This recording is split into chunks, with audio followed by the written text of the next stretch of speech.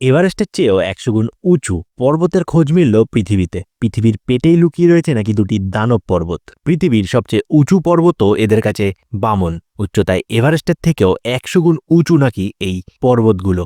এই পৃথিবীর বুকেই রয়েছে তাদের অস্তিত্ব, যদিও তা ভূপৃষ্ঠের ওপরে নয়, মাটির গভীরে।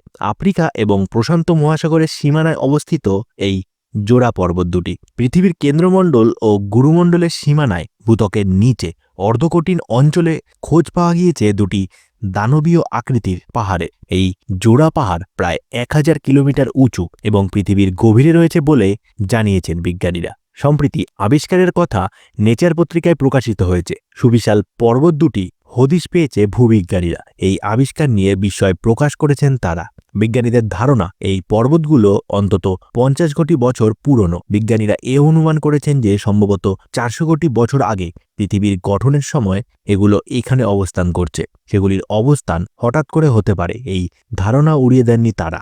গবেষণার প্রাথমিকভাবে উঠে এসেছে তা হল টেকটনিক প্লেটের একটি সুবিশাল ক্ষেত্র দিয়ে বেষ্টিত আফ্রিকা এবং প্রশান্ত মহাসাগরের নিচে অবস্থিত এই স্থানগুলি। পৃথিবীর পৃষ্ঠ থেকে প্লেটগুলি সাবডাকাশন নামে একটি প্রক্রিয়ার মাধ্যমে মাউন্ট বা গুরুমণ্ডলের গভীরে ডুবে যায়। এই প্রক্রিয়ায় টেকটনিক প্লেটগুলো পৃথিবী পৃষ্ঠ থেকে প্রায় ৩০০০ কিলোমিটার গভীরে পৌঁছে যায়। তবে পর্বতগুলোকে বেষ্টন করে থাকা আশেপাশের টেকটনিক প্লেটের তাপমাত্রা অন্যান্য অংশের তুলনায় বেশি গরম বলে দাবি করেছেন তারা।